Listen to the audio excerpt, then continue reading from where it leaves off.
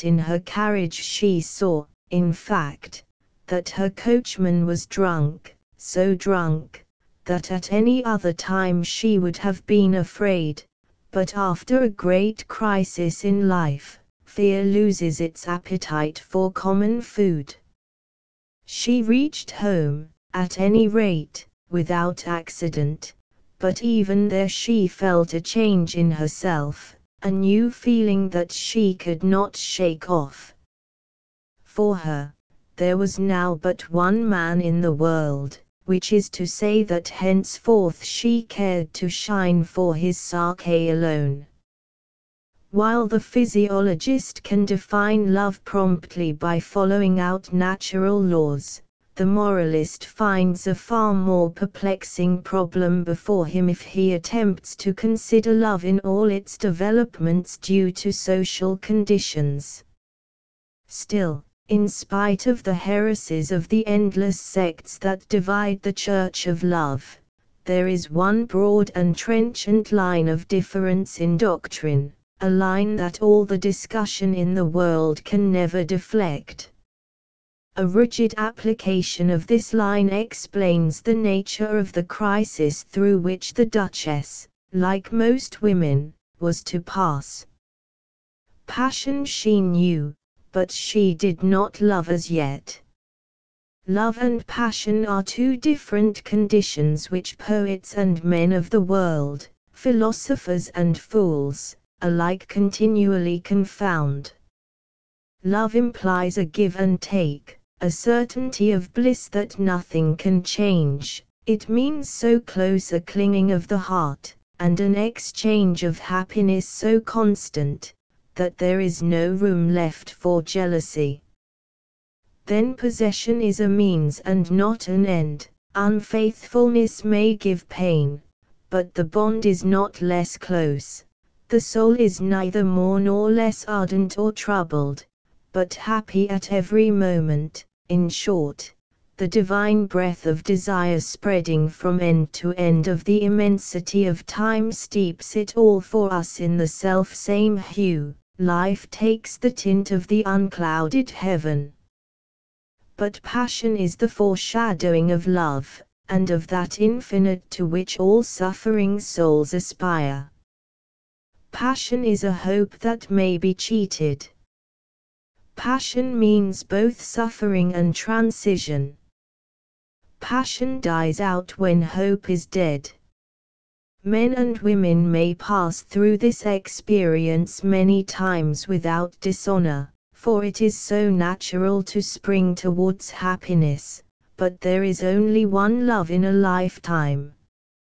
All discussions of sentiment ever conducted on paper or by word of mouth may therefore be resumed by two questions: is it passion? Is it love? So, since love comes into existence only through the intimate experience of the bliss which gives it lasting life, the Duchess was beneath the yoke of passion as yet, and as she knew the fierce tumult, the unconscious calculations, the fevered cravings, and all that is meant by that word passion, she suffered. Through all the trouble of her soul there rose eddying gusts of tempest, raised by vanity or self-love, or pride or a high spirit, for all these forms of egoism make common cause together. She had said to this man, "I love you, I am yours." Was it possible that the Duchesse de Langeais should have uttered those words in vain? She must either be loved now or play her part of queen no longer. And then she felt the loneliness of the luxurious couch where pleasure had never yet set his glowing feet, and over again, while she tossed and writhed there, she said, "I want to be loved." But the belief that she still had in herself gave her hope of success. The Duchess might be piqued, the vain Parisienne might be humiliated, but the woman saw glimpses of wedded happiness, and imagination, avenging the time lost for nature, took a delight in kindling the inextinguishable fire in her veins. She all but attained to the sensations of love, for amid her poignant doubt whether she was loved in return, she felt glad at heart to say to herself, "I love him." As for her scruples, religion, and the world, she could trample them underfoot. Montriveau was her religion now. She spent the next day in a state of moral torpor, troubled by a physical unrest, which no words could express. She wrote letters and tore them all up, and invented 1,000 impossible fancies. When M. de Montriveau's usual hour arrived, she tried to think that he would come, and enjoyed the feeling of expectation. Her whole life was concentrated in the single sense of hearing. Sometimes she shut her eyes, straining her ears to listen through space, wishing that she could annihilate everything that lay between her and her lover, and so establish that perfect silence which sounds may traverse from afar. In her tense self-concentration, the ticking of the clock grew hateful to her. She stopped its ill-omened garrulity. The 12 strokes of midnight sounded from the drawing-room. "Ah, God," she cried, "to see him here would be happiness. And yet, it is not so very long since he came here, brought by desire, and the tones of his voice filled this boudoir. And now there is nothing." She remembered the times that she had played the coquette with him, and how that her coquetry had cost her her lover, and the despairing tears flowed for long. Her woman came at length with, "Mme la Duchesse does not know, perhaps, that it is 2 o'clock in the morning. I thought that Madame was not feeling well." "Yes, I am going to bed," said the Duchess, drying her eyes. "But remember, Suzanne, never to come in again without orders. I tell you this for the last time." For a week, Mme de Langeais went to every house where there was a hope of meeting M. de Montriveau. Contrary to her usual habits, she came early and went late, gave up dancing, and went to the card tables. Her experiments were fruitless. She did not succeed in getting a glimpse of Armand. She did not dare to utter his name now. One evening, however, in a fit of despair, she spoke to Mme de Cerisy, and asked as carelessly as she could, "You must have quarreled with M. de Montriveau. He is not to be seen at your house now." The Countess laughed. "So he does not come here either," she returned. "He is not to be seen anywhere, for that matter. He is interested in some woman, no doubt. I used to think that the Marquise de Roncroles was one of his friends," the Duchess began sweetly. "I have never heard my brother say that he was acquainted with him." Mme de Langeais did not reply. Mme de Cerisy concluded from the Duchess's silence that she might apply the scourge with impunity to a discreet friendship which she had seen, with bitterness of soul, for a long time past. "So you miss that melancholy personage, do you? I have heard most extraordinary things of him. Wound his feelings, he never comes back. He forgives nothing, and, if you love him, he keeps you in chains."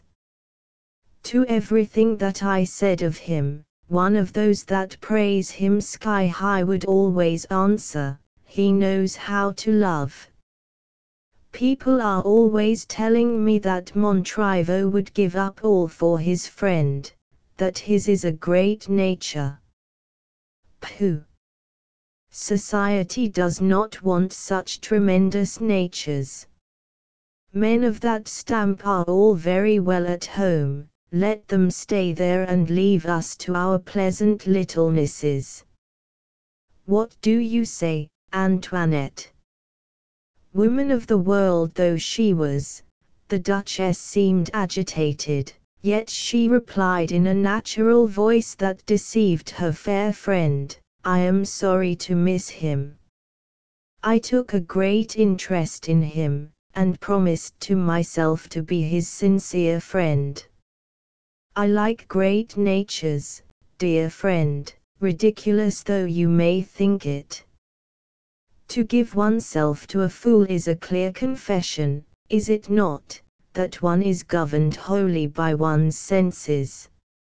Mme de Ceriz's preferences had always been for commonplace men. Her lover at the moment, the Marquis d'Aiglemont, was a fine, tall man. After this, the Countess soon took her departure. You may be sure Mme de Langeais saw hope in Armand's withdrawal from the world. She wrote to him at once. It was a humble, gentle letter. Surely it would bring him if he loved her still. She sent her footman with it next day. On the servant's return, she asked whether he had given the letter to M. de Montrivo himself, and could not restrain the movement of joy at the affirmative answer. Armand was in Paris. He stayed alone in his house. He did not go out into society. So she was loved.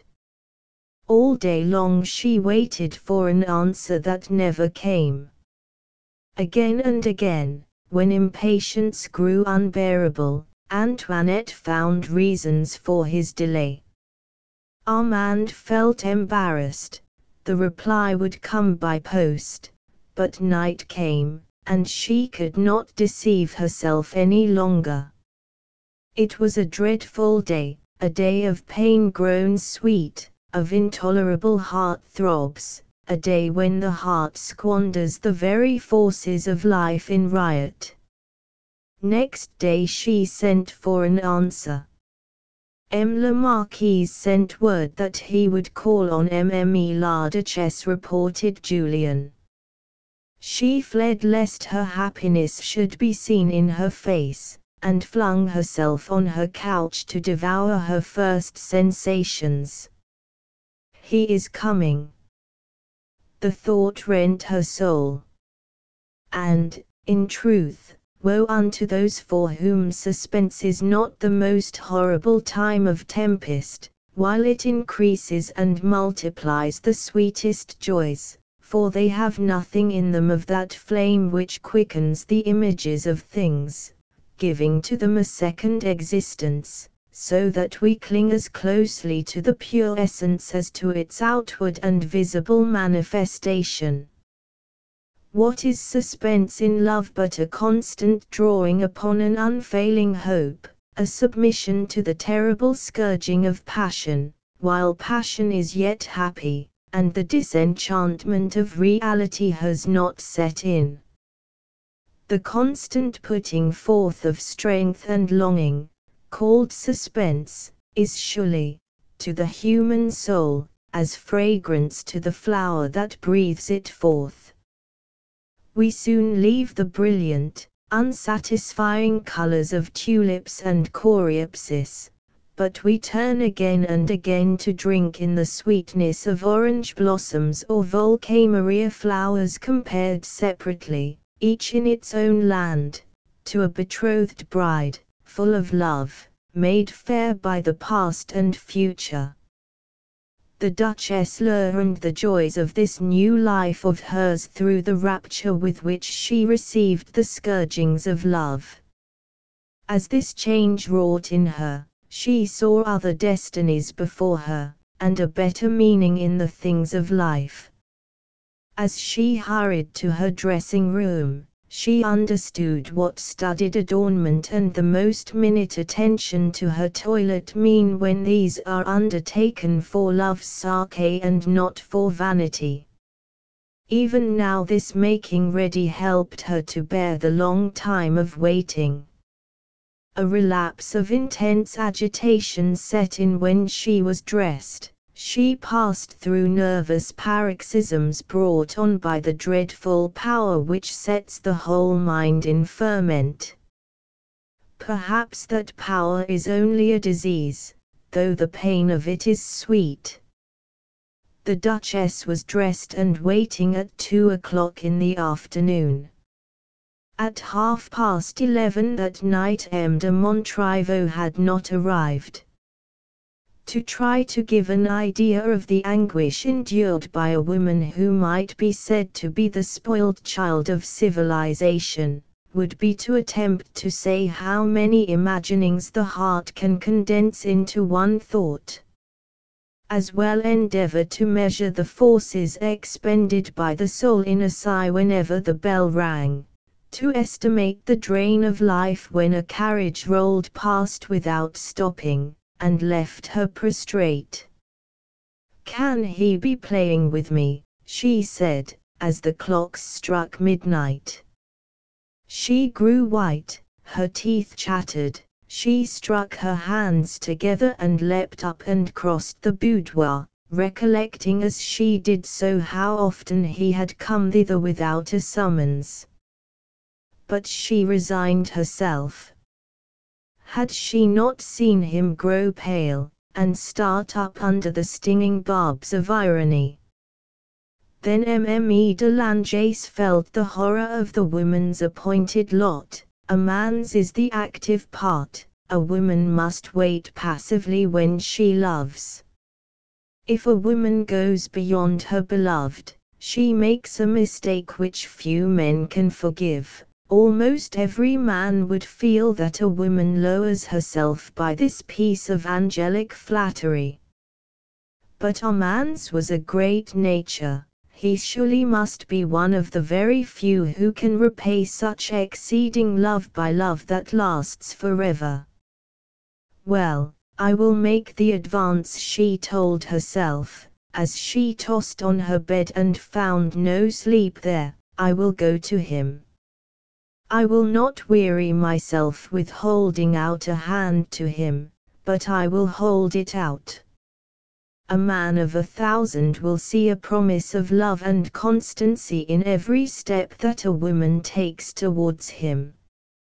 Yes, the angels must come down from heaven to reach men, and I wish to be an angel for him." Next day she wrote. It was a billet of the kind in which the intellects of the 10,000 savants that Paris now can number particularly excel. And yet only a Duchesse de Langeais, brought up by Mme la Princesse de Blamont-Chauvry, could have written that delicious note. No other woman could complain without lowering herself, could spread wings in such a flight without dragging her pinions in humiliation, rise gracefully in revolt, scold without giving offense, and pardon without compromising her personal dignity. Julian went with the note. Julian, like his kind, was the victim of love's marches and countermarches. "What did M. de Montriveau reply?" she asked, as indifferently as she could, when the man came back to report himself. "M. la Marquise requested me to tell Mme la Duchesse that it was all right." Oh, the dreadful reaction of the soul upon herself!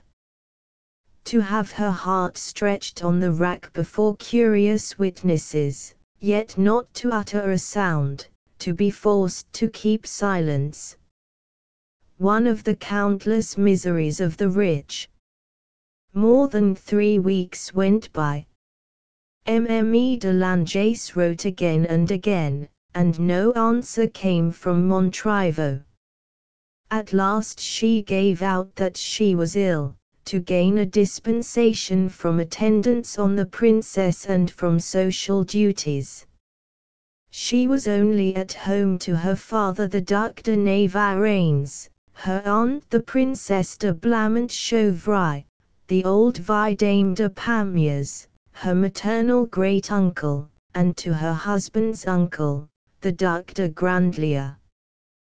These persons found no difficulty in believing that the Duchess was ill, seeing that she grew thinner and paler and more dejected every day. The vague ardor of love, the smart of wounded pride, the continual prick of the only scorn that could touch her, the yearnings towards joys that she craved with a vain continual longing, all these things told upon her mind and body. All the forces of her nature were stimulated to no purpose. She was paying the arrears of her life of make-believe. She went out at last to a review. M. de Montriveau was to be there. For the Duchess, on the balcony of the Tuileries with the royal family, it was one of those festival days that are long remembered. She looked supremely beautiful in her languor, she was greeted with admiration in all eyes. It was Montriveau's presence that made her so fair. Once or twice they exchanged glances. The general came almost to her feet in all the glory of that soldier's uniform, which produces an effect upon the feminine imagination to which the most prudish will confess. When a woman is very much in love, and has not seen her lover for 2 months, such a swift moment must be something like the phase of a dream when the eyes embrace a world that stretches away forever. Only women or young men can imagine the dull, frenzied hunger in the Duchess's eyes.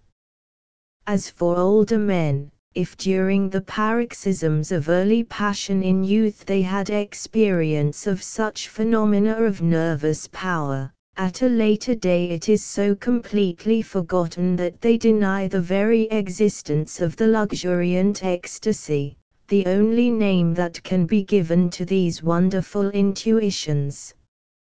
Religious ecstasy is the aberration of a soul that has shaken off its bonds of flesh, whereas in amorous ecstasy all the forces of soul and body are embraced and blended in one.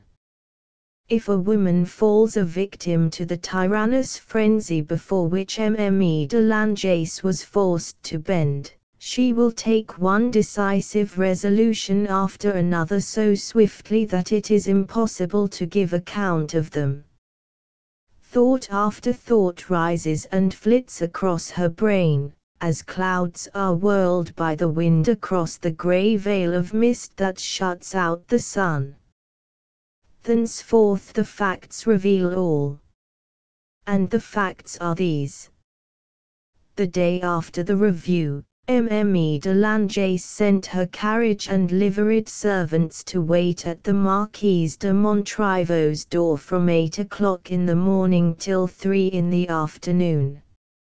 Armand lived in the Rue de Tournon, a few steps away from the Chamber of Peers, and that very day the House was sitting, but long before the peers returned to their palaces. Several people had recognized the Duchess's carriage and liveries. The first of these was the Baron de Maulincour. That young officer had met with disdain from Mme de Langeais and a better reception from Mme de Cerisy. He betook himself at once therefore to his mistress, and under seal of secrecy told her of this strange freak. In a moment the news was spread with telegraphic speed through all the coteries in the Faubourg Saint-Germain, it reached the Tuileries and the Élysée-Bourbon, it was the sensation of the day, the matter of all the talk from noon till night. Almost everywhere the women denied the facts, but in such a manner that the report was confirmed. The men one and all believed it, and manifested a most indulgent interest in Mme de Langeais. Some among them threw the blame on Armand. "That savage of a Montriveau is a man of bronze," said they. "He insisted on making this scandal, no doubt." "Very well," then others replied, "Mme de Langeais has been guilty of a most generous piece of imprudence. To renounce the world and rank, and fortune, and consideration for her lover's sake, and that in the face of all Paris, is as fine a coup d'état for a woman as that barber's knife thrust, which so affected Canning in a court of assize. Not one of the women who blame the Duchess would make a declaration worthy of ancient times. It is heroic of Mme de Langeais to proclaim herself so frankly. Now there is nothing left to her but to love Montriveau. There must be something great about a woman if she says, 'I will have but one passion.' But what is to become of society, monsieur, if you honor vice in this way without respect for virtue?" asked the Comtesse de Granville, the Attorney General's wife. While the Château, the Faubourg, and the Chaussée d'Antin were discussing the shipwreck of aristocratic virtue, while excited young men rushed about on horseback to make sure that the carriage was standing in the Rue de Tournon, and the Duchess in consequence was beyond a doubt in M. de Montriveau's rooms, Mme de Langeais, with heavy throbbing pulses, was lying hidden away in her boudoir. And Armand, he had been out all night, and at that moment was walking with M. de Marseille in the gardens of the Tuileries. The elder members of Mme de Langeais' family were engaged in calling upon one another, arranging to read her a homily and to hold a consultation as to the best way of putting a stop to the scandal. At 3 o'clock, therefore, le Duc de Navarreins, the Vidame de Pamiers, the old Princess de Blamont-Chauvry, and the Duc de Grandlieu were assembled in Mme la Duchesse de Langeais' drawing-room. To them, as to all curious inquirers, the servants said that their mistress was not at home. The Duchess had made no exceptions to her orders. But these four personages shone conspicuous in that lofty sphere, of which the revolutions and hereditary pretensions are solemnly recorded year by year in the Almanach de Gotha, wherefore without some slight sketch of each of them this picture of society were incomplete. The Princess de Blamont-Chauvry, in the feminine world, was a most poetic wreck of the reign of Louis Quinze. In her beautiful prime, so it was said, she had done her part to win for that monarch his appellation of le bien-aimé. Of her past charms of feature, little remained save a remarkably prominent slender nose, curved like a Turkish scimitar, now the principal ornament of a countenance that put you in mind of an old white glove.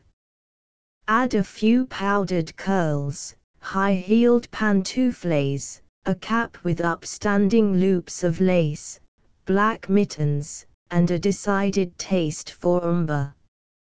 But to do full justice to the lady, it must be said that she appeared in low-necked gowns of an evening. So high an opinion of her ruins had she, wore long gloves, and dulled her cheeks with Martin's classic rouge.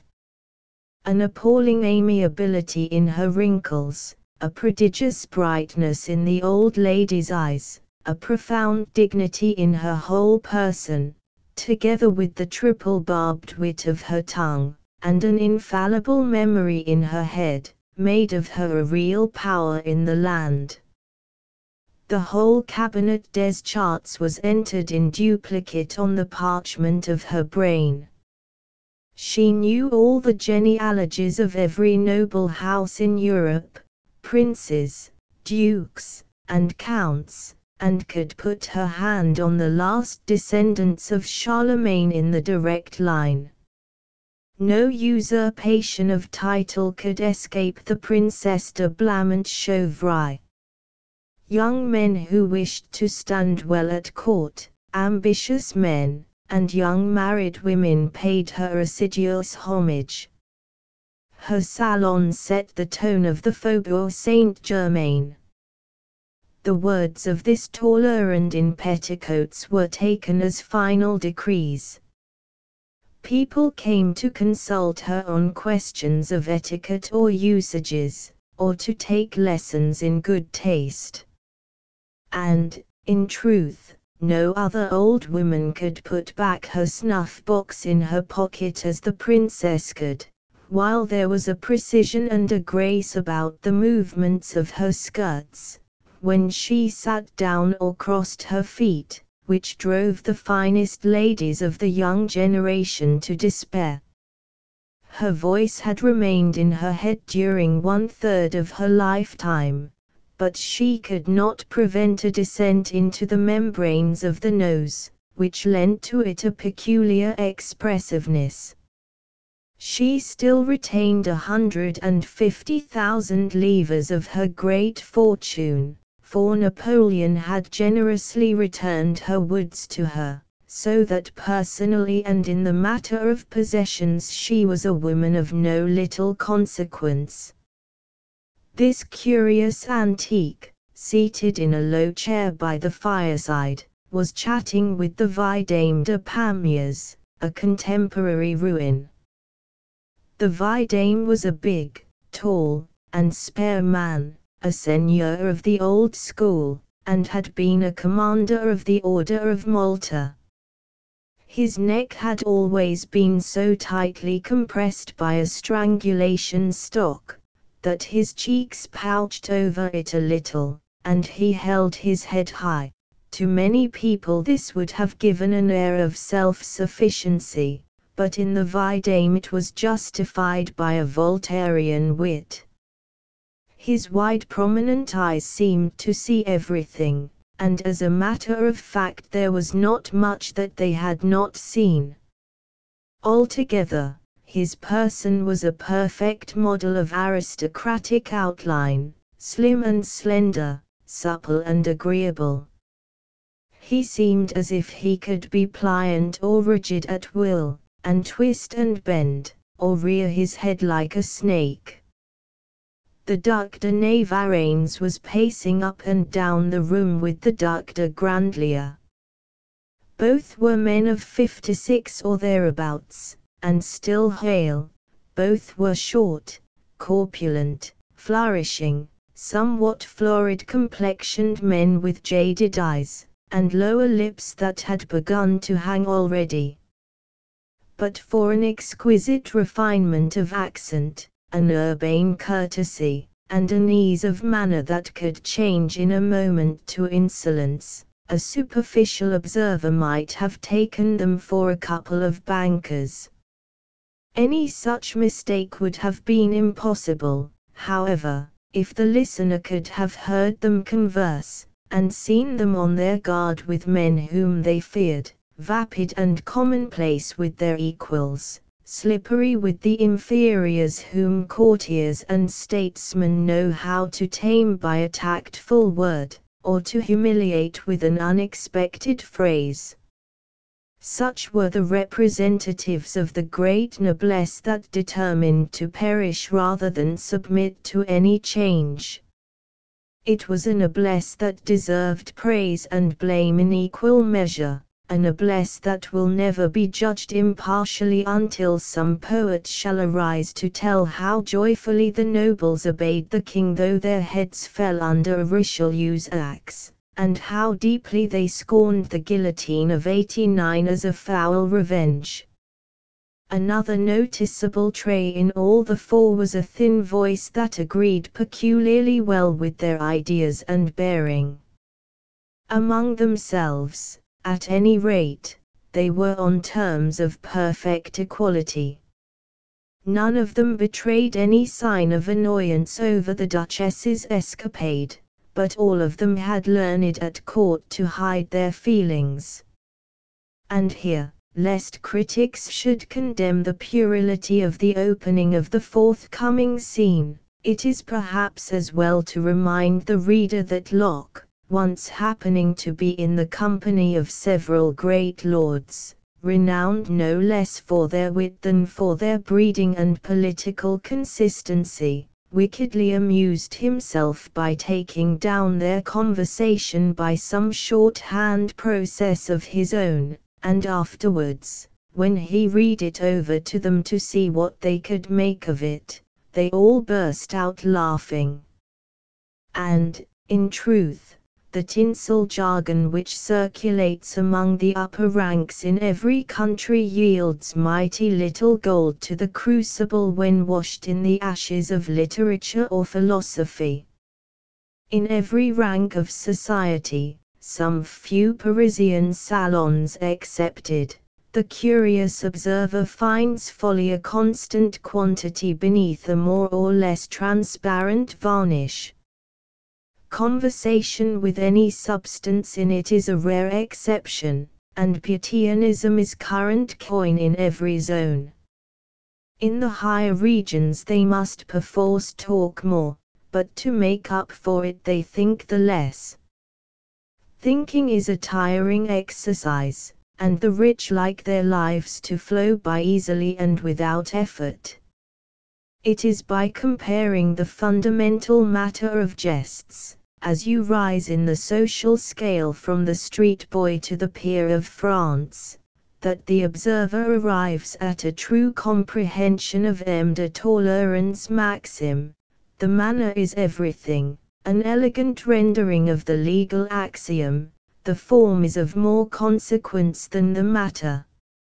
In the eyes of the poet the advantage rests with the lower classes, for they seldom fail to give a certain character of rude poetry to their thoughts. Perhaps also this same observation may explain the sterility of the salons, their emptiness, their shallowness, and the repugnance felt by men of ability for bartering their ideas for such pitiful small change. The Duke suddenly stopped as if some bright idea occurred to him, and remarked to his neighbor, "So you have sold Taunton?" "No, he is ill." "I am very much afraid I shall lose him, and I should be uncommonly sorry. He is a very good hunter." "Do you know how the Duchesse de Marigny is?" "No, I did not go this morning. I was just going out to call when you came in to speak about Antoinette. But yesterday she was very ill indeed, they had given her up, she took the sacrament. Her death will make a change in your cousin's position." "Not at all. She gave away her property in her lifetime, only keeping an annuity. She made over the Bryant estate to her niece, Mme de Solanges, subject to a yearly charge. It will be a great loss for society. She was a kind woman. Her family will miss her, her experience and advice carried weight. Her son Marigny is an amiable man. He has a sharp wit, he can talk. He is pleasant, very pleasant. Pleasant. Oh, that no one can deny, but ill-regulated to the last degree. Well, and yet it is an extraordinary thing, he is very acute. He was dining at the club the other day with that moneyed Chaussee d'Antin set. Your uncle, he always goes there for his game of cards, found him there to his astonishment, and asked if he was a member. Yes, said he, I don't go into society now, I am living among the bankers. You know why, added the Marquise, with a meaning smile. No, said the Duke. He is smitten with that little Mme. Keller, Gondrevel's daughter. She is only lately married, and has a great vogue, they say, in that set. Well, Antoinette does not find time heavy on her hands, it seems, remarked the vidame. My affection for that little woman has driven me to find a singular pastime, replied the princess, as she returned her snuff-box to her pocket. Dear aunt, I am extremely vexed, said the Duke, stopping short in his walk. Nobody but one of Bonaparte's men could ask such an indecorous thing of a woman of fashion. Between ourselves, Antoinette might have made a better choice. The Montriveaux are a very old family and very well connected, my dear, replied the princess. They are related to all the noblest houses of Burgundy. If the Dolman branch of the Arcout Revaudolts should come to an end in Galicia, the Montriveaux would succeed to the Arcout title and estates. They inherit through their great-grandfather. Are you sure? I know it better than this Montriveau's father did. I told him about it, I used to see a good deal of him, and, Chevalier of several orders though he was, he only laughed, he was an encyclopedist. But his brother turned the relationship to good account during the emigration. I have heard it said that his northern kinsfolk were most kind in every way. Yes, to be sure. The Comte de Montriveau died at St. Petersburg, said the vidame. I met him there. He was a big man with an incredible passion for oysters. However many did he eat? Asked the Duc de Grandlieu. 10 dozen every day. And did they not disagree with him? Not the least bit in the world. Why, that is extraordinary. Had he neither the stone nor gout, nor any other complaint, in consequence? No, his health was perfectly good, and he died through an accident. By accident. Nature prompted him to eat oysters, so probably he required them, for up to a certain point our predominant tastes are conditions of our existence. I am of your opinion, said the princess, with a smile.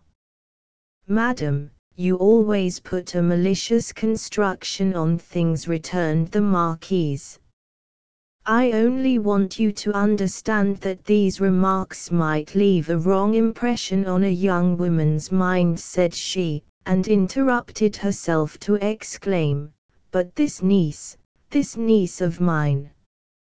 Dear aunt, I still refuse to believe that she can have gone to M. de Montriveau, said the Duc de Navarreins. Bah, returned the princess. What do you think, vidame? Asked the Marquise. If the Duchess were an artless simpleton, I should think that, but when a woman is in love she becomes an artless simpleton, retorted the princess. Really, my poor vidame, you must be getting older. After all, what is to be done? Asked the Duke. If my dear niece is wise, said the princess, she will go to court this evening. Fortunately, today is Monday, and reception day, and you must see that we all rally round her and give the lie to this absurd rumor. There are hundreds of ways of explaining things, and if the Marquis de Montriveau is a gentleman, he will come to our assistance. we will bring these children to listen to reason, but, dear aunt, it is not easy to tell M. de Montriveau the truth to his face. He is one of Bonaparte's pupils, and he has a position. Why, he is one of the great men of the day, he is high up in the gods, and very useful there. He has not a spark of ambition. He is just the man to say, here is my commission, leave me in peace if the king should say a word that he did not like. Then, pray, what are his opinions? Very unsound. Really, sighed the princess, the king is, as he always has been, a Jacobin under the lilies of France. Oh, not quite so bad, said the vidame. Yes, I have known him for a long while. The man that pointed out the court to his wife on the occasion of her first state dinner in public with, "These are our people," could only be a black-hearted scoundrel. I can see Monsieur exactly the same as ever in the king. The bad brother who voted so wrongly in his department of the Constituent Assembly was sure to compound with the liberals and allow them to argue and talk. This philosophical cant will be just as dangerous now for the younger brother as it used to be for the elder. This fat man with the little mind is amusing himself by creating difficulties. And how his successor is to get out of them I do not know. He holds his younger brother in abhorrence. He would be glad to think as he lay dying, he will not reign very long, aunt, he is the king, and I have the honor to be in his service. But does your post take away your right of free speech, my dear? You come of quite as good a house as the Bourbons. If the Guises had shown a little more resolution, His Majesty would be a nobody at this day. It is time I went out of this world, the noblesse is dead. Yes, it is all over with you, my children, she continued, looking as she spoke at the vidame. What has my niece done that the whole town should be talking about her? She is in the wrong, I disapprove of her conduct, a useless scandal is a blunder, that is why I still have my doubts about this want of regard for appearances. I brought her up, and I know that, just at that moment the Duchess came out of her boudoir. She had recognized her aunt's voice and heard the name of Montriveau. She was still in her loose morning gown, and even as she came in, M. de Grandlieu, looking carelessly out of the window, saw his niece's carriage driving back along the street. The Duke took his daughter's face in both hands and kissed her on the forehead. "So, dear girl," he said, "you do not know what is going on. Has anything extraordinary happened, father dear?" "Why, all Paris believes that you are with M. de Montriveau." "My dear Antoinette, you were at home all the time, were you not?" said the princess, holding out a hand, which the Duchess kissed with affectionate respect. "Yes, dear mother, I was at home all the time." And she added, as she turned to greet the vidame and the marquise, "I wished that all Paris should think that I was with M. de Montriveau." The Duke flung up his hands, struck them together in despair, and folded his arms. "Then, cannot you see what will come of this mad freak?" he asked at last. But the aged princess had suddenly risen, and stood looking steadily at the Duchess. The younger woman flushed, and her eyes fell. Mme de Chauvry gently drew her closer, and said, "My little angel, let me kiss you." She kissed her niece very affectionately on the forehead, and continued smiling, while she held her hand in a tight clasp. "We are not under the Valois now, dear child. You have compromised your husband and your position. Still, we will arrange to make everything right. But, dear aunt, I do not wish to make it right at all. It is my wish that all Paris should say that I was with M. de Montriveau this morning. If you destroy that belief, however ill-grounded it may be, you will do me a singular disservice. Do you really wish to ruin yourself, child, and to grieve your family? My family, father, unintentionally condemned me to irreparable misfortune when they sacrificed me to family considerations. You may, perhaps, blame me for seeking alleviations, but you will certainly feel for me. After all the endless pains you take to settle your daughters suitably, muttered M. de Navarreins, addressing the vidame. The princess shook a stray grain of snuff from her skirts.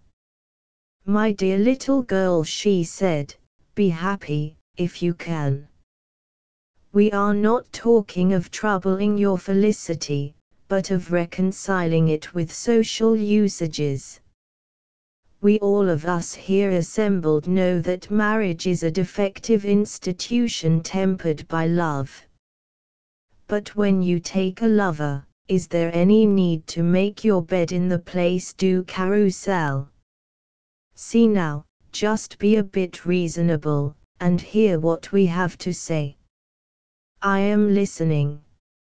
Mme la Duchesse began the Duc de Grandlieu. If it were any part of an uncle's duty to look after his nieces, he ought to have a position. Society would owe him honors and rewards and a salary, exactly as if he were in the king's service.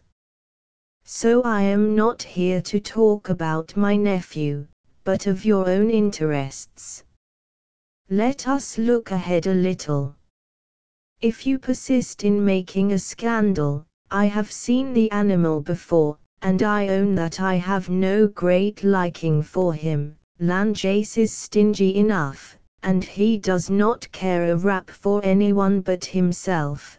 He will have a separation, he will stick to your money, and leave you poor, and consequently you will be a nobody. The income of 100,000 livres that you have just inherited from your maternal great-aunt will go to pay for his mistress's amusements. You will be bound and gagged by the law, you will have to say amen to all these arrangements. Suppose M. de Montriveau leaves you, dear me. Do not let us put ourselves in a passion, my dear niece. A man does not leave a woman while she is young and pretty. Still, we have seen so many pretty women left disconsolate, even among princesses, that you will permit the supposition, an all but impossible supposition I quite wish to believe.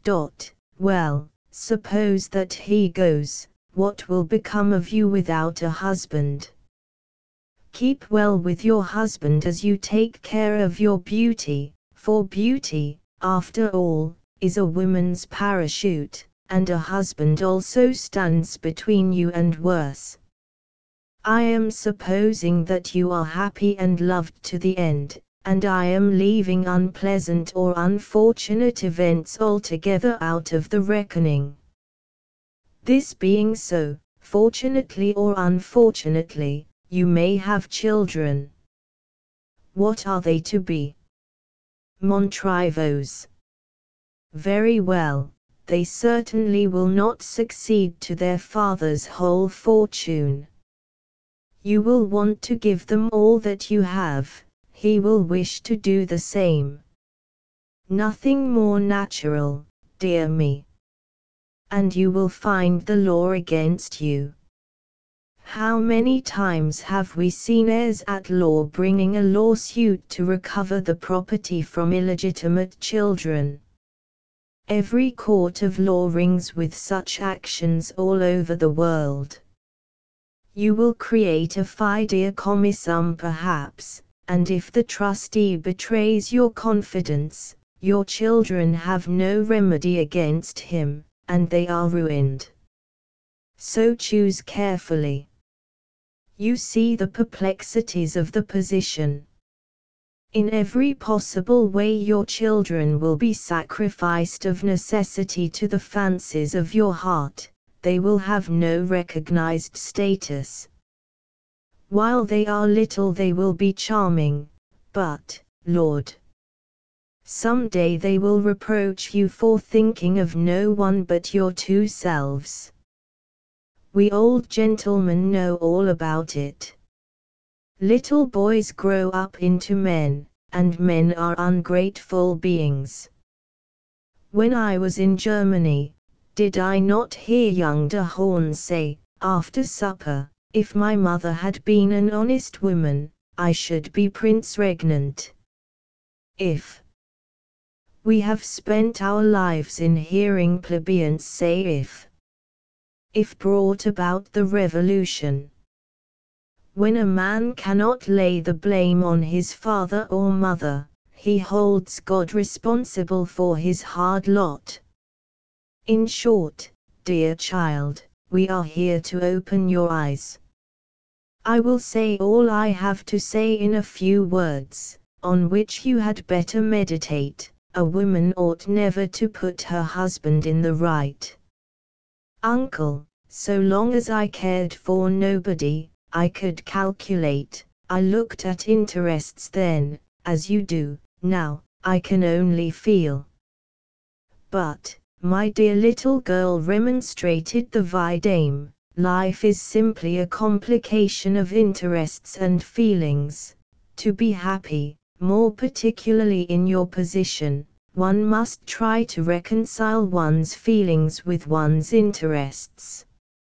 A grisette may love according to her fancy, that is intelligible enough, but you have a pretty fortune, a family, a name and a place at court, and you ought not to fling them out of the window. And what have we been asking you to do to keep them all? To maneuver carefully instead of falling foul of social conventions.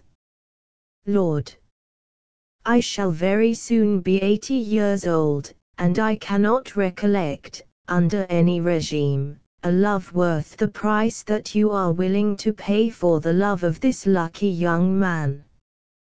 The Duchess silenced the vidame with a look. If Montriveau could have seen that glance, he would have forgiven all.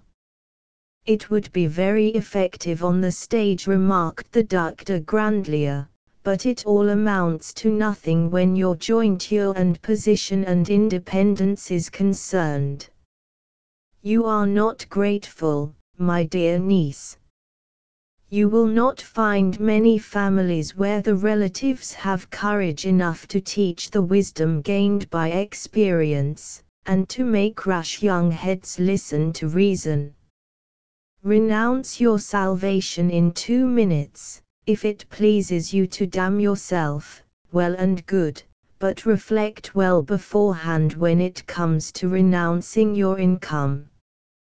I know of no confessor who remits the pains of poverty. I have a right, I think, to speak in this way to you, for if you are ruined, I am the one person who can offer you a refuge. I am almost an uncle to Langeais, and I alone have a right to put him in the wrong. The Duc de Navarreins roused himself from painful reflections. Since you speak of feeling, my child, he said, let me remind you that a woman who bears your name ought to be moved by sentiments which do not touch ordinary people.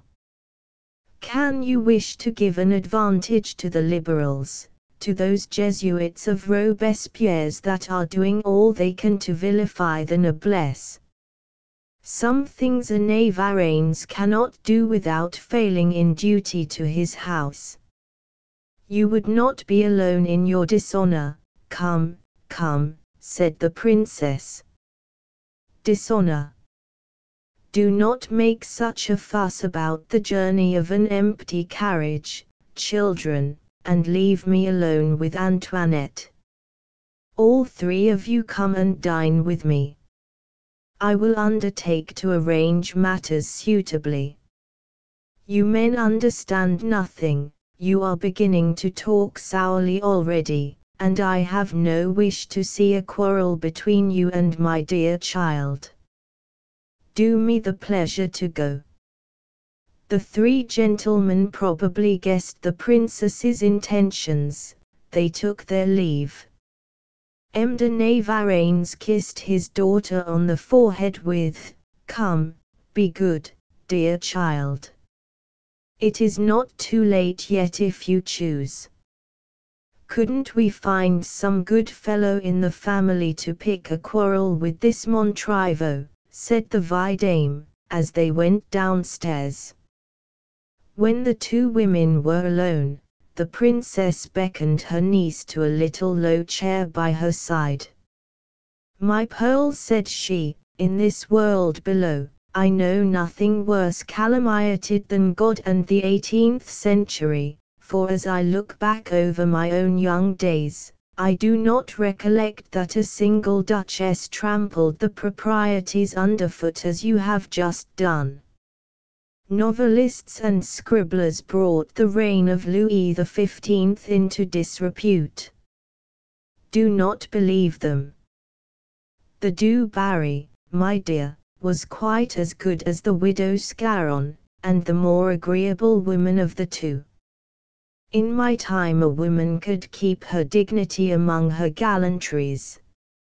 Indiscretion was the ruin of us, and the beginning of all the mischief. The philosophists, the nobodies whom we admitted into our salons, had no more gratitude or sense of decency than to make an inventory of our hearts, to traduce us one and all, and to rail against the age by way of a return for our kindness.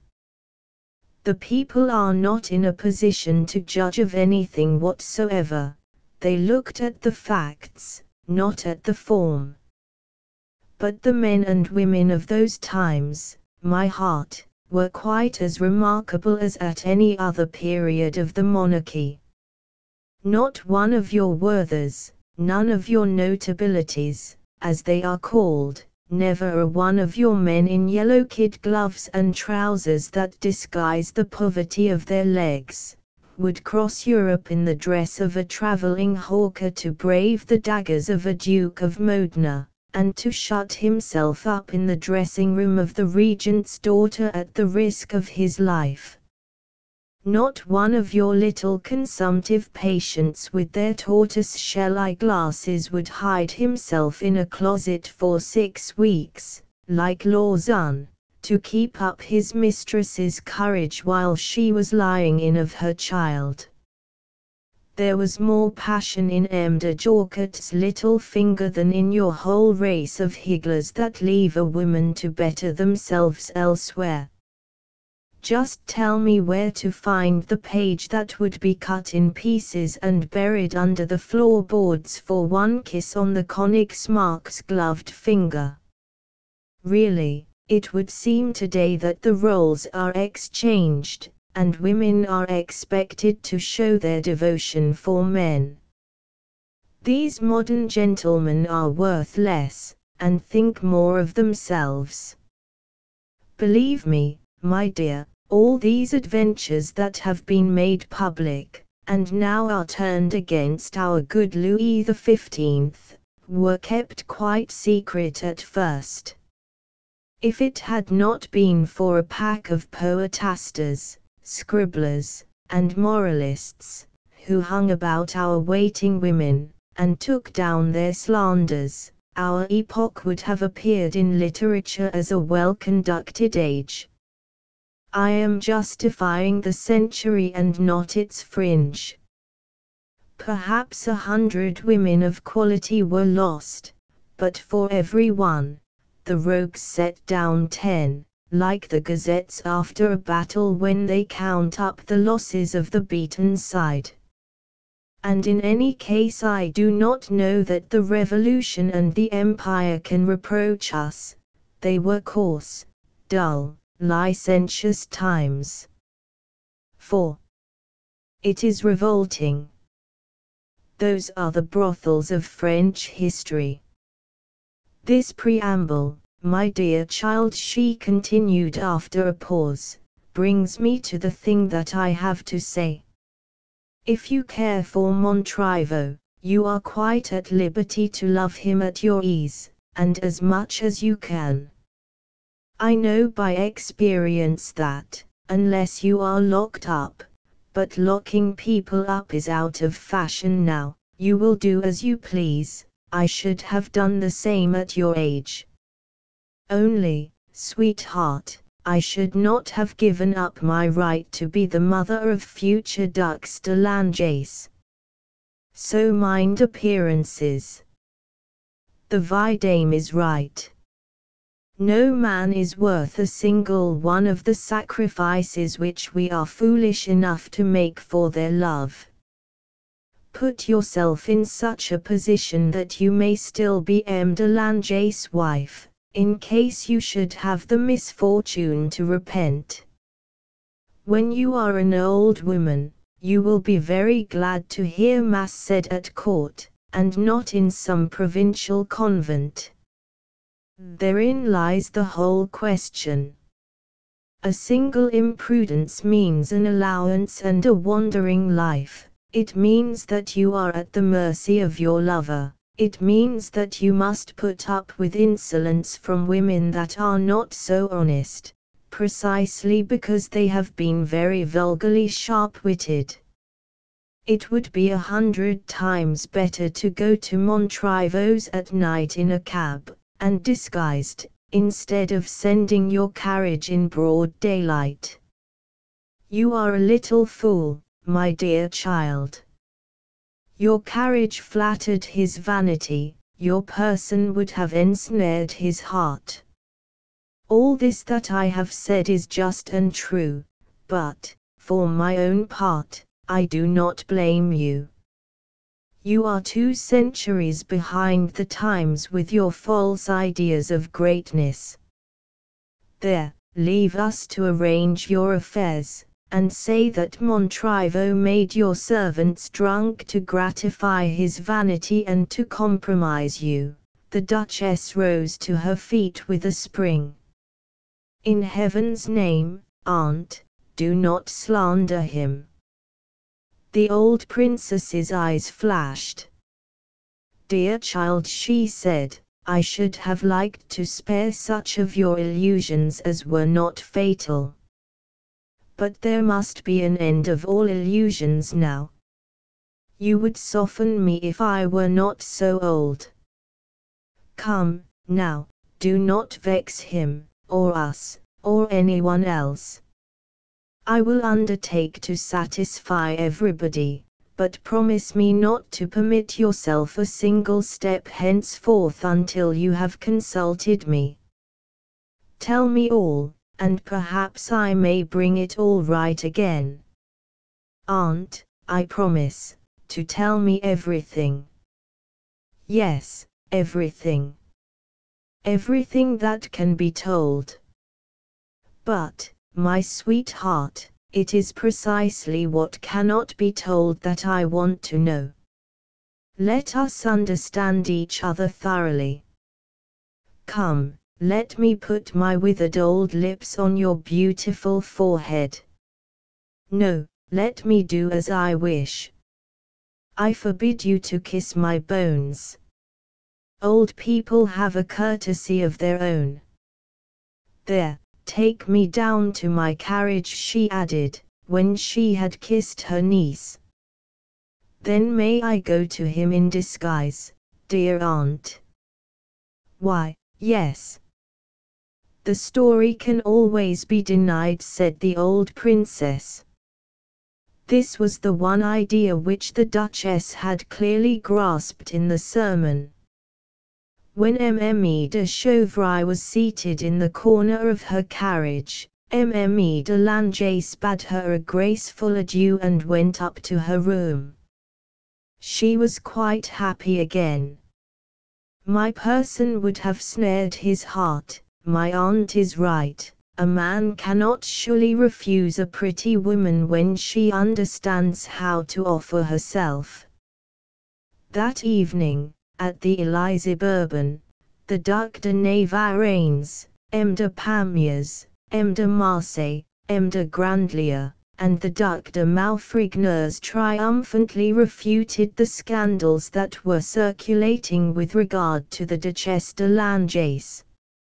So many officers and other persons had seen Montriveau walking in the Tuileries that morning, that the silly story was set down to chance, which takes all that is offered.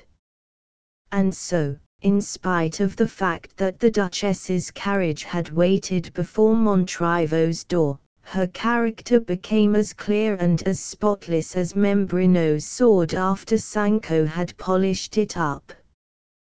But, at 2 o'clock, M. de Roncroles passed Montriveau in a deserted alley, and said with a smile, "She is coming on, is your Duchess. Go on, keep it up," he added, and gave a significant cut of the riding whip to his mare, who sped off like a bullet down the avenue. 2 days after the fruitless scandal, Mme de Langeais wrote to M. de Montriveau. That letter, like the preceding ones, remained unanswered. This time she took her own measures, and bribed M. de Montriveau's man, Auguste. And so at 8 o'clock that evening she was introduced into a man's apartment. It was not the room in which that secret scene had passed, it was entirely different. The Duchess was told that the general would not be at home that night. Had he 2 houses? The man would give no answer. Mme de Langeais had bought the key of the room, but not the man's whole loyalty. When she was left alone she saw her 14 letters lying on an old-fashioned stand, all of them uncreased and unopened. He had not read them. She sank into an easy-chair, and for a while she lost consciousness. When she came to herself, Auguste was holding vinegar for her to inhale. "A carriage, quick," she ordered. The carriage came. She hastened downstairs with convulsive speed, and left orders that no one was to be admitted. For 24 hours she lay in bed, and would have no one near her but her woman, who brought her a cup of orange flower water from time to time. Suzette heard her mistress moan once or twice, and caught a glimpse of tears in the brilliant eyes, now circled with dark shadows. The next day, amid despairing tears, Mme de Langeais took her resolution. Her man of business came for an interview, and no doubt received instructions of some kind. Afterwards she sent for the Vidame de Pamiers, and while she waited, she wrote a letter to M. de Montriveau. The Vidame punctually came towards 2 o'clock that afternoon, to find his young cousin looking white and worn, but resigned. Never had her divine loveliness been more poetic than now in the languor of her agony. "You owe this assignation to your 84 years, dear cousin," she said. "Ah, do not smile, I beg of you, when an unhappy woman has reached the lowest depths of wretchedness. You are a gentleman, and after the adventures of your youth you must feel some indulgence for women. None whatever, said he. Indeed. Everything is in their favor. Ah. Well, you are one of the inner family circle. Possibly you will be the last relative, the last friend whose hand I shall press, so I can ask your good offices. Will you, dear vidame, do me a service which I could not ask of my own father, nor of my uncle Grandlier, nor of any woman? You cannot fail to understand. I beg of you to do my bidding, and then to forget what you have done, whatever may come of it. It is this: will you take this letter and go to M. de Montriveau? Will you see him yourself, give it into his hands, and ask him, as you men can ask things between yourselves, for you have a code of honor between man and man which you do not use with us, and a different way of regarding things between yourselves. Ask him if he will read this letter. Not in your presence. Certain feelings men hide from each other.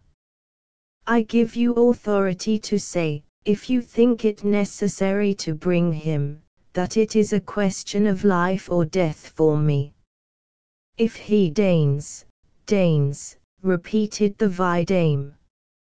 If he deigns to read it, the Duchess continued with dignity, say one thing more. You will go to see him about 5 o'clock, for I know that he will dine at home today at that time. Very good. By way of answer he must come to see me. If, 3 hours afterwards, by 8 o'clock, he does not leave his house, all will be over. The Duchesse de Langeais will have vanished from the world. I shall not be dead, dear friend, no, but no human power will ever find me again on this earth. Come and dine with me, I shall at least have one friend with me in the last agony. Yes, dear cousin, tonight will decide my fate, and whatever happens to me, I pass through an ordeal by fire. There. Not a word.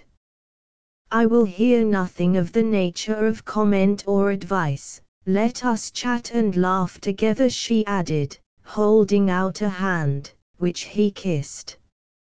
We will be like two grey-headed philosophers who have learned how to enjoy life to the last moment. I will look my best, I will be very enchanting for you.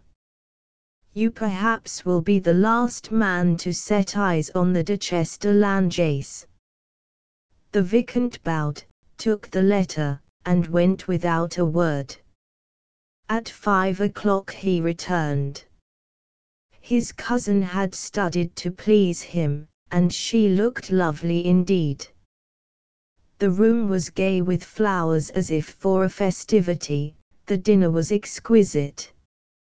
For the grey-headed vidame the Duchess displayed all the brilliancy of her wit, she was more charming than she had ever been before. At first the vidame tried to look on all these preparations as a young woman's jest, but now and again the attempted illusion faded, the spell of his fair cousin's charm was broken. He detected a shudder caused by some kind of sudden dread, and once she seemed to listen during a pause. "What is the matter?" he asked. "Hush," she said. At 7 o'clock the Duchess left him for a few minutes. When she came back again she was dressed as her maid might have dressed for a journey. She asked her guest to be her escort, took his arm, sprang into a hackney coach, and by 7:15 they stood outside M. de Montriveau's door. Armand meantime had been reading the following letter. My friend, I went to your rooms for a few minutes without your knowledge. I found my letters there, and took them away. This cannot be indifference, Armand. Between us, and hatred would show itself quite differently. If you love me, make an end of this cruel play, or you will kill me, and afterwards, learning how much you were loved, you might be in despair. If I have not rightly understood you, if you have no feeling towards me but aversion, which implies both contempt and disgust, then I give up all hope. A man never recovers from those feelings. You will have no regrets. Dreadful though that thought may be, it will comfort me in my long sorrow. Regrets? Oh, my Armand, may I never know of them, if I thought that I had caused you a single regret, but, no, I will not tell you what desolation I should feel. I should be living still, and I could not be your wife, it would be too late. Now that I have given myself wholly to you in thought, to whom else should I give myself? To God.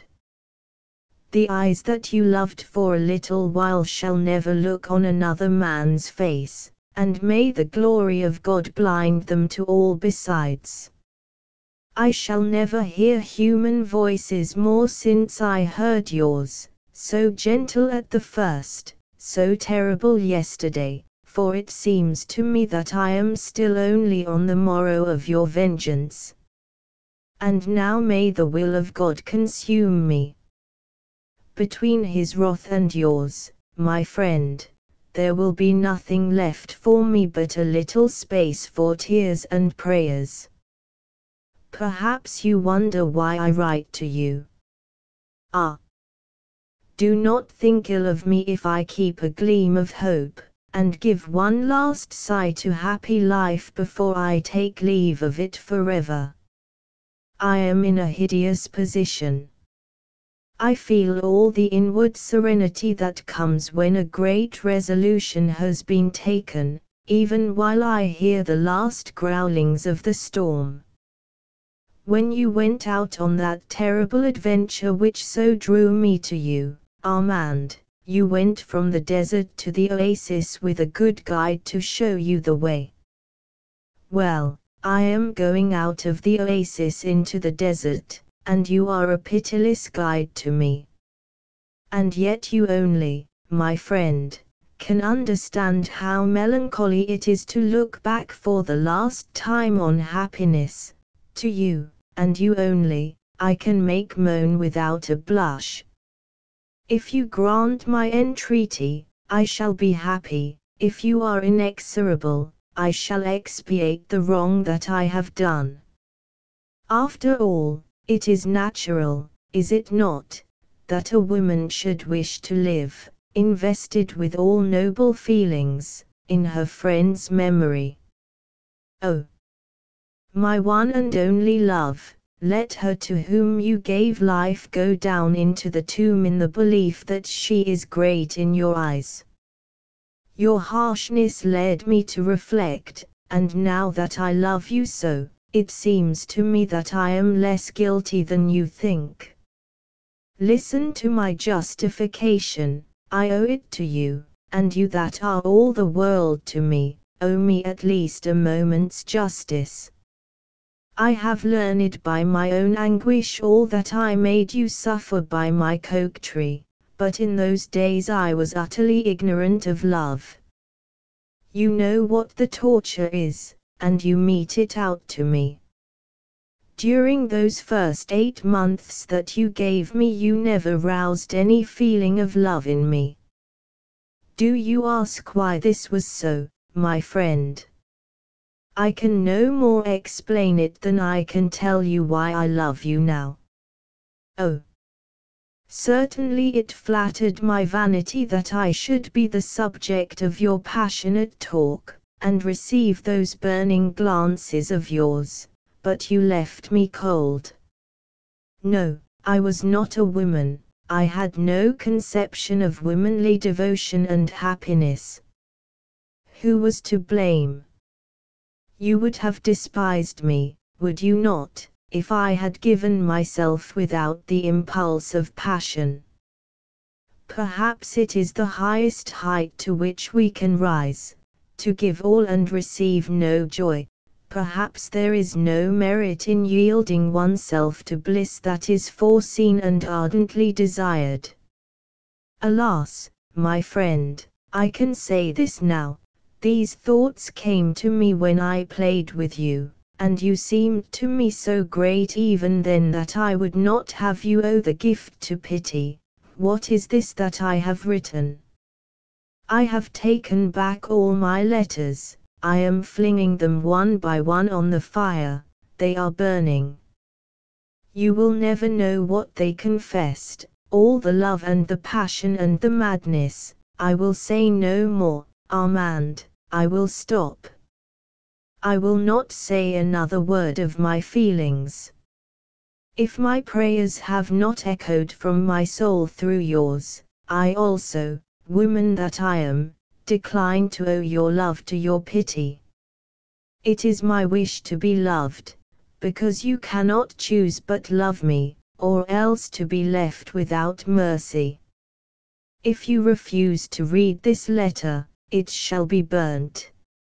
If, after you have read it, you do not come to me within 3 hours, to be henceforth forever my husband, the one man in the world for me, then I shall never blush to know that this letter is in your hands.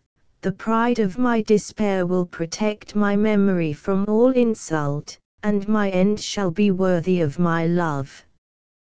When you see me no more on earth, albeit I shall still be alive, you yourself will not think without a shudder of the woman who, in 3 hours' time, will live only to overwhelm you with her tenderness, a woman consumed by a hopeless love, and faithful, not to memories of past joys, but to a love that was slighted.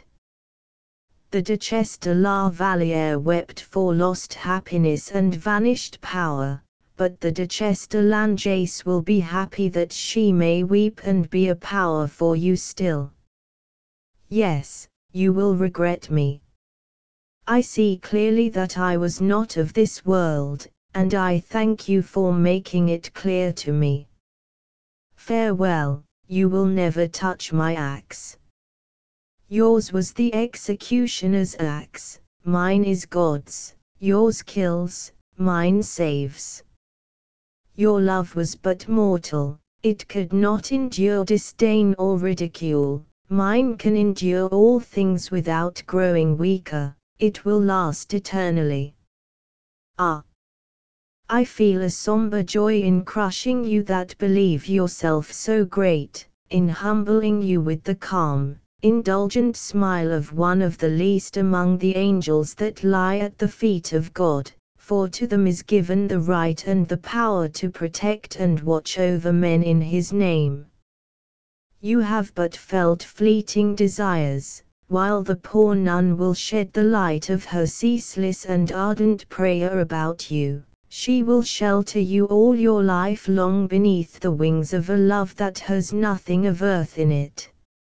I have a presentiment of your answer, our trysting place shall be, in heaven.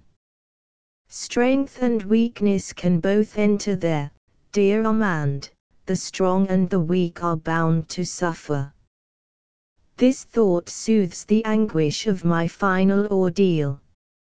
So calm am I that I should fear that I had ceased to love you if I were not about to leave the world for your sake. Antoinette. Dear Vidame, said the Duchess as they reached Montriveau's house, do me the kindness to ask at the door whether he is at home. The Vidame, obedient after the manner of the 18th century to a woman's wish, got out, and came back to bring his cousin an affirmative answer that sent a shudder through her. She grasped his hand tightly in hers, suffered him to kiss her on either cheek, and begged him to go at once. He must not watch her movements nor try to protect her. But the people passing in the street, he objected. "No one can fail in respect to me," she said. It was the last word spoken by the Duchess and the woman of fashion. The vidame went. Mme de Langeais wrapped herself about in her cloak, and stood on the doorstep until the clocks struck 8. The last stroke died away. The unhappy woman waited 10–15 minutes. To the last she tried to see a fresh humiliation in the delay, then her faith ebbed. She turned to leave the fatal threshold. "Oh, God!" the cry broke from her in spite of herself. It was the first word spoken by the Carmelite.